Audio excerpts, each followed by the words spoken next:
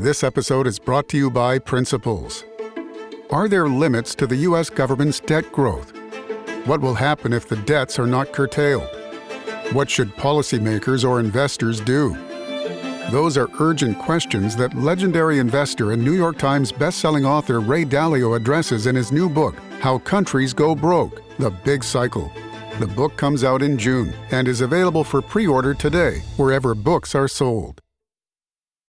ChatGPT Plus is free for college students through May. Here's the thing. You've got a lot to do between now and then. Studying for finals, writing papers, trying to keep your life on track. And ChatGPT can help with all of it. It can quiz you for your econ exam, make a study guide from your French notes, plan out your meals and study breaks. It can get really specific on how you like to learn. It can even help you come up with ways to stop procrastinating. So from now until summer break, take advantage of all the ways ChatGPT can make your life easier. Restrictions apply.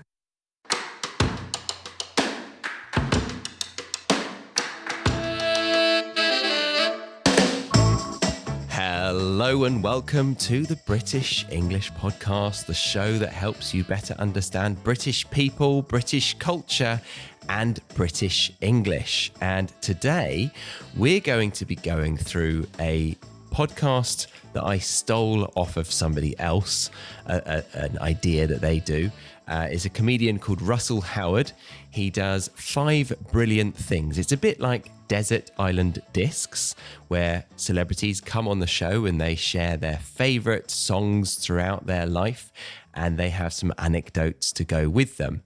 Whereas he has created just 5 brilliant things that you like in your life, and hopefully with some anecdotes along the way. So we're going to do that. And to join me, I've brought Harry with me. Hello, Harry. Thank you for being here. Hello, Charlie. Lovely to be here. Excited to explore your 5 most brilliant things. Yes. So we decided that I would start it off by me sharing my 5 brilliant things. I don't know if I've heard of Russell Howard's 5 brilliant things. So it just shows my ego and my self-obsession.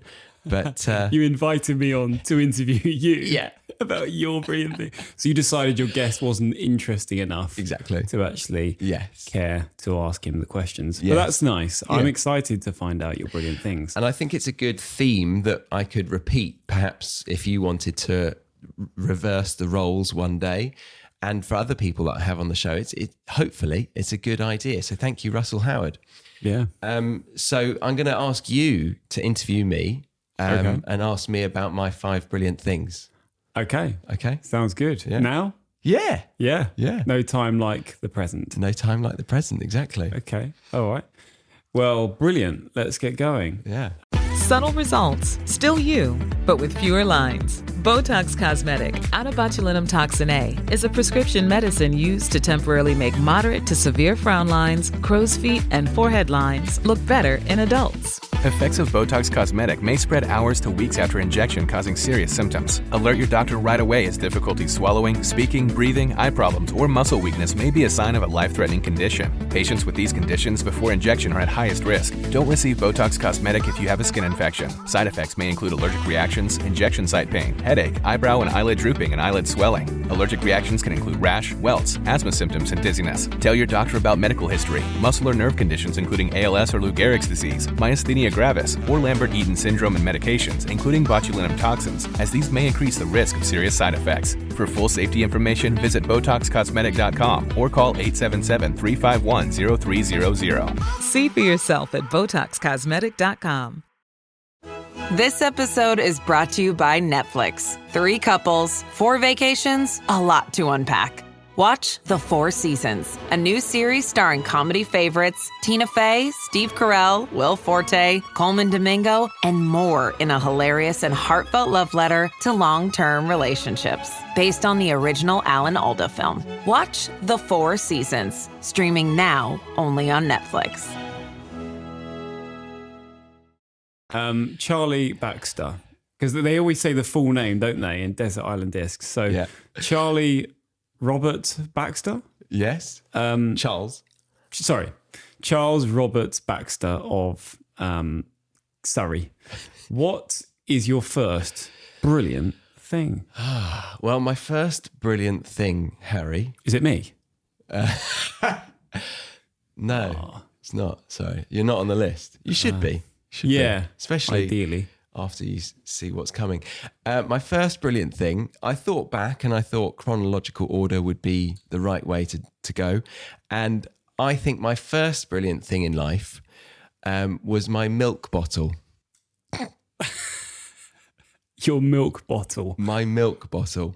Okay. I loved it. And I remember, I think my mum tells me, so when I was like, I don't know how old I was, maybe 10 or something, I looked back on life and I said to my mum, I feel like I'm missing something. Like I'm missing something in life. And this probably makes it sound very disturbing. But then the next day I said, I think it's my milk bottle. I think I miss my milk bottle. So as a 10-year-old, I reflected on that and realised that I missed my milk bottle. I gave it up at a normal age, which, 8 or 9 years old. No. What's the normal age? 1, 2? Yeah. 1? I guess when you're old enough to eat solids. Well, yeah. Yeah, but you still, I don't know. Would a baby or a toddler have a milk for a little snack, maybe? I always had it going to bed. So I had I think maybe it was attached to that whole ritual of getting some nice sleep with my milk bottle. And I used to chew on the teat a bit. Did you? Yeah. Makes me feel sorry for my mother. What, jealous that you're not chewing on her teat? or reflective of how you did chew on her teat, I imagine. No. But hopefully I didn't do that. With those gnashers. Poor mummy. They were never the same again. No, but it was a great time in my life, I think. Yeah. So, what do you remember about the milk bottle itself? Well, I remember having a bunk bed, and I would sleep on the top bunk, even though I didn't have anyone sleeping on the bottom bunk. Okay. I'd climb that ladder, and my mum would hand me that hot bottle of milk, or warm. It wasn't boiling. She didn't mistreat me, and.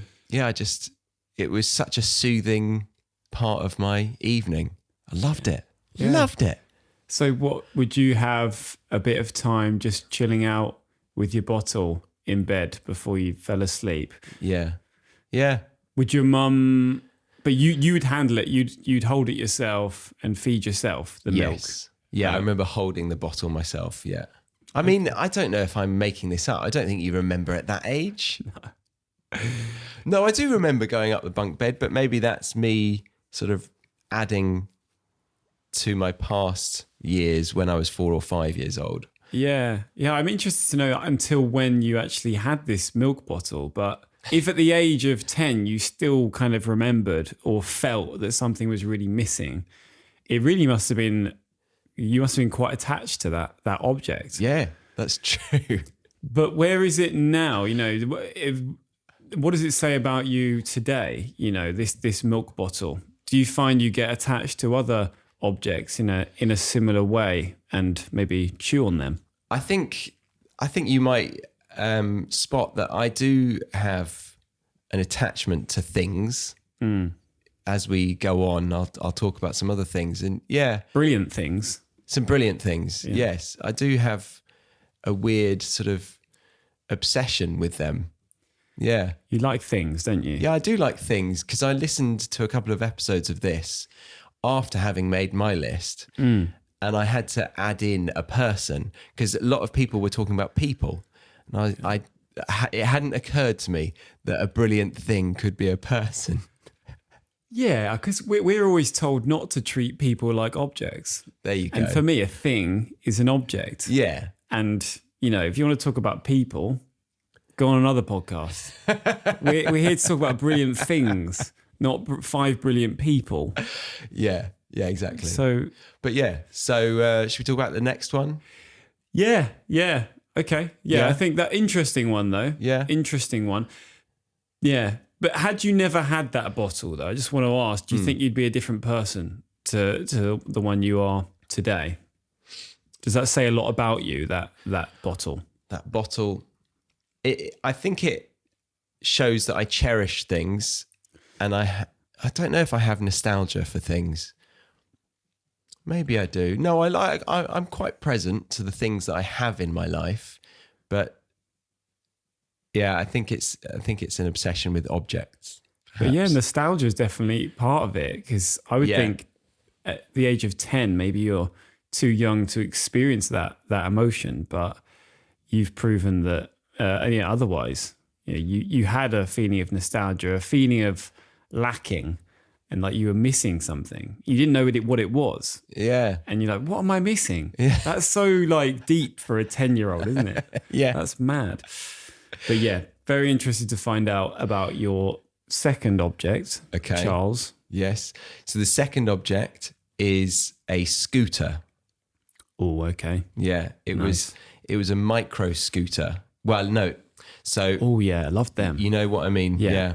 So not an e-scooter that they have these days. No. Racing around town, breaking people's legs, that I love doing personally, but breaking legs. Well, yeah, just that bit. Yeah. No, scooting. But so I was in year 6, so I was 10, I think. The last year of primary school, I went to Australia. It was my first trip abroad. We had just done trips locally, like England, Scotland, Wales, camping before then. Our first flight was to Australia. It's mental. Yeah, it was quite mental. And then on the last day of Australia, for some reason, I made my parents see sense in buying a scooter from Woolworths that was open in Australia. There's a Woolworths chain there. And I think we got it on the last day, and we were rushing around because I think it was a faulty one. So we went back, and then we nearly missed our flight. So it was quite a bit of drama to get this scooter back to England. And I got it. I was really excited. And I chose to scoot to school on it. Yeah. And I feel like I set a trend, because I was the first person to scoot to school. And by the end of the year, I'd say 50% of my class was scooting to school. Really? So, wow. You be the judge of who's the influencer now. So you've always been a bit of an influencer then? Although, or maybe that was my peak, perhaps. Yeah. All downhill from then. Yeah. Would have been a fun scooter. A failed ride. Failed YouTube channel since then. Yeah. But I think I remember regretting my choice, but sticking to it, because the road to school was quite pebbly. So it was quite constantly. Yeah. But I felt like I had to stick to my guns and, be the role model that everyone wanted me to be. Absolutely no ego there. Yeah. I think, you have to have the trendsetters, and you clearly saw yourself as one and thought, no, it's way too pebbly, but I've got to stick this out. Yeah. The people need me. And you gave them what they wanted. What was it like? How did you feel being a trendsetter and paving the way for other scooter users at the school? How did that feel? I felt smug. I felt smug. Yeah. But it was, I wasn't the person that people saw me as. I'm painting a very different picture to who I was. Yeah. They would never have given me credit for setting this trend. And if I even tried to suggest it, I would have been bullied ridiculoly. So yeah. Just internally, I had this sort of self-confidence that, But you probably did set that trend. Yeah. But you wouldn't get credited for that. You wouldn't get the credit you deserve. Thank you. I feel like I did that with the word vibes. Oh, I remember you talking about this. Yeah. Yeah, that word has really taken a hold of all English-speaking cultures. Yeah. Yeah. Like I used to say, good vibes. Yeah. About things. It's now in ads. Bring the vibes. Or bring the vibe. Yeah. Bring the vibe. I like his vibe. Yeah. People didn't say it very much. No.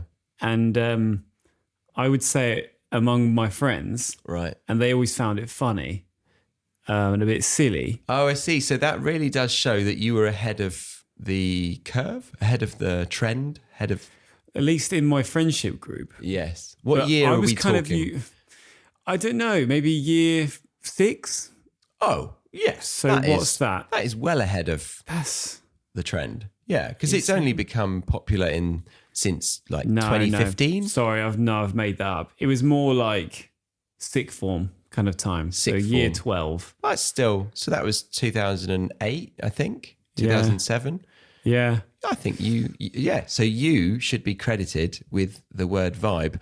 But I think some non-native listeners who like their grammar structures to be correct, they might be a bit upset with you because it's created a bit of a naughty grammar structure, hasn't it? People say it in all sorts of ways now. A bit like chill. I'm so chill. Or It's an annoying word when people use it as a verb. Oh, I'm just vibing. Yeah. Yeah, I used to say that as a joke because it sounds like you're trying to be cool. You sound like a dick. And I would say it with my friend Will, like, oh, what's your vibe tonight? Okay. What sort of vibe are you going for tonight? You know, what clothes are you going to wear? What's your vibe? Yeah. It's a very versatile word. Very. Yeah. Yeah. Yeah. What you vibing later? What you been vibing? Wow. Just can go anywhere. Anywhere you like. Any tense. Yeah. Sounds ridiculous. But anyway, it's not about me. Back to your brilliant objects, not my brilliant innovations in English language. So the scooter, what do you remember about the scooter itself? Why did you like it so much? It folded down very nicely. Oh yeah. And I appreciate an object that transforms, I think I like that. We're surrounded by objects that transform that you own, aren't we? All of your podcasting equipment transforms in some way. Yeah, if this was a list of 6 brilliant things, my podcast gear was going to be part of the list. Yeah. Yeah. I love it. And you know what? I took all the stuff down to come up to your place yesterday and all the way through that process, I loved it. I love putting things into a thing and then getting things out. I mean, it's probably why I like faffing so much and why people hate me so much for wasting so much time. Yeah. But I just love the process. It's weird. Yeah.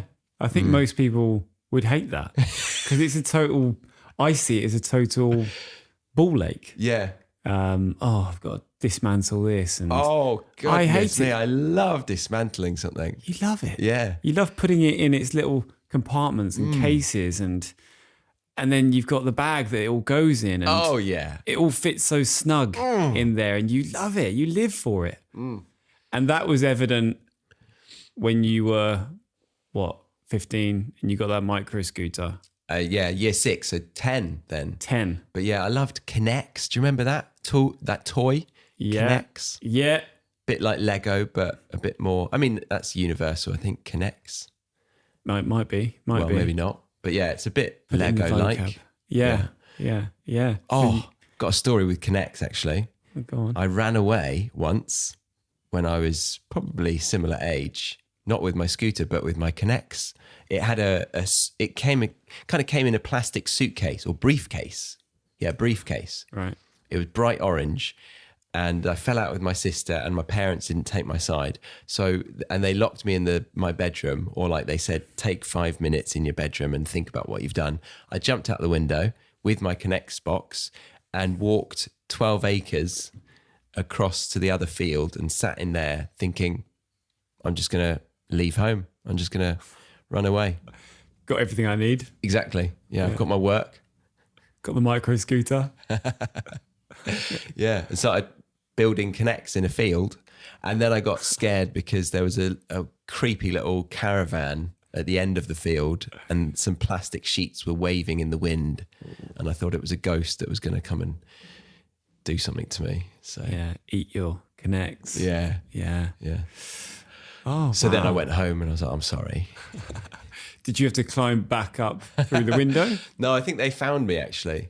They found me sort of half walking back home and I was like, oh, I'm not coming home. Yeah, I was actually heading to the train station. Yeah. But I'll come back now. Yeah. I'm actually quite hungry. Yeah. Can I have some toast, please? Yeah. And can you buy me this scooter? But yeah. Okay. So that was, so my milk bottle and scooter. Yeah. It connects. Yeah. Lots of objects here that you absolutely loved. So we're getting into the technical foldy away things. Yes. Fascinated to know what's the next object. Ladies, you'll end up shopping for your guy's deodorant, right? So try Degree's Original Cool Rush. You see, last year, Degree changed the formula, and men were mad. One guy even started a petition. So Degree admitted they messed up and brought the Original Cool Rush scent back. It's clean, crisp, and actually smells like someone you want to cuddle. And it's in Walmart, Target, and other stores now for under $4. So toss one in your cart and find out why it's the best-selling men's antiperspirant for the last decade. Degree Cool Rush is back, and it smells like victory. Morning decisions. A creamy mocha frappuccino drink? A sweet vanilla? Maybe a smooth caramel? Or that white chocolate mocha? Whichever you choose, delicious coffee awaits. Start your day with bottled Starbucks Frappuccino drinks. Pick up a bottle near you wherever you buy your groceries. So my next one on the list actually jumps forward to probably about 14, 15 years old. And it's a person, but it resembles more than a person. And it's Ricky Gervais. Oh, yeah, he's brilliant. Yeah. He was really good back in the day. The latest couple of stand-ups I don't love as much, and he's evolved as a person quite rightfully. But what he brought to me as a teenager was just endless laughter, not just in the brilliance of the sitcom that he made, The Office, and some others like Extras, but as you can relate to, the ability to quote the Office with teenage friends at school. It was just incredible. It brought so many moments of lols, so much laughter. Yeah. And I bonded with quite a few people that I probably wouldn't have over The Office. And to this day, I think you can occasionally spot an Office fan and bond over it. You really can. Yeah. It's how we first bonded. Yeah. Wasn't it? Yeah. And you, it's like an in-group thing. When you know that someone's an Office fan, and you know that in any moment, if the time is right, and there's a good moment for it, you can just throw a quote out from the series, The Office, or Extras. Or you can probably assume that if they've watched The Office, they've probably seen Ricky Gervais's second series, the Extras. Yeah. You can throw a quote out or slightly change the quote to the situation, and you're going to get a laugh. Yeah. And you bond. Yeah. And it's great. Yeah. So how did you first discover The Office? I think Al probably introduced The Office to me. Al's brother, Johnny. Oh, yeah. It was, you know what? I think I found him first through his stand-up, Animals. His first one called Animals, and then Politics. And I bought the DVD Politics and The Office. But Animals was really funny as well. So good. Really good. Highly recommend that to any listener to watch his stand-up called Animals. Is that the one where he does a long bit about the Bible? Yes. Yeah. Yes. Noah's Ark. And he talks about whales, I think. Whales humping each other in the blowhole. Oh, yeah, yeah. I love you, David, but I can't breathe. Yeah. He's shagging him in the head. Yeah. Oh, yeah. It was like lectures on animals that are also homosexual. Yeah, he talked about homosexuality in the animal kingdom. Yes. Yeah, really interesting topics. Yes. But yeah, I feel the same about Ricky Gervais. He was such an amazing discovery. Yes. And influenced the way, the humour of so many people and the way you kind of joke about things. Yeah. And so, yeah, that's probably marked you to this day, you know, the kind of jokes you might make, the way you see the world as well. Yeah. With a slightly, because Ricky Gervais has quite a cynical, kind of pragmatic perspective on life. I couldn't agree more. I really took on that persona, because he also did a podcast called The Ricky Gervais Show with Stephen Merchant and Carl Pilkington, who played the sort of village idiot, and Stephen and Ricky would kind of gang up on him and make themselves look very intellectual, and Carl not so much. And I used to listen to that on my bus ride to my secondary school every single day and back. And I would be laughing to myself endlessly. And yeah, he had exactly that approach. Yeah. Very much on board with evolutionary science, kind of the whole Darwinism. Darwinism. That one. Darwinism. Yeah. Darwinism. Darwinian. That's the adjective, isn't it? Yeah. He's Darwinian. Yeah. So that's a big impact that it had on you. Yeah. How do you think you would be different now if Ricky Gervais had never existed? Yeah, I probably would be.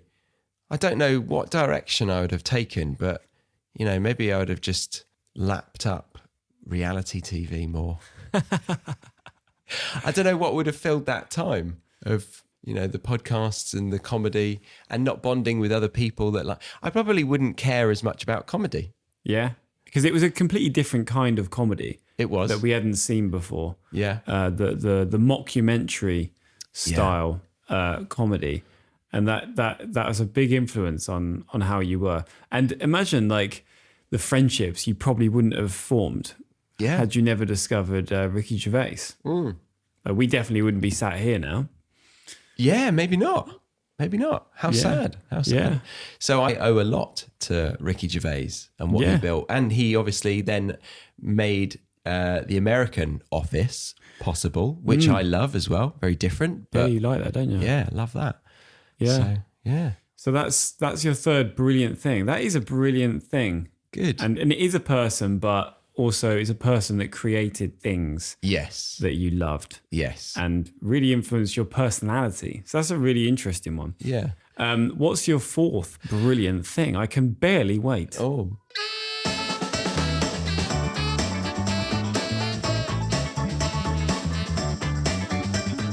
We will be leaving the free version of this episode here for today. But if you did want to continue listening to this conversation, then head over to the BritishEnglishPodcast.com, where you can sign up to the Premium Podcast or the Academy. The Premium Podcast gives you the ad-free version with transcripts, a full glossary and flashcards, whereas the Academy gives you all of that plus a whole lot more, including vocab video lessons, writing assignments, and weekly Zoom classes. But if you were just here for the free version of this episode, then I thank you very much. Congratulations for getting to the end of this part, and I hope to see you back here next week for another episode. I've been your host, Charlie, on the British English Podcast.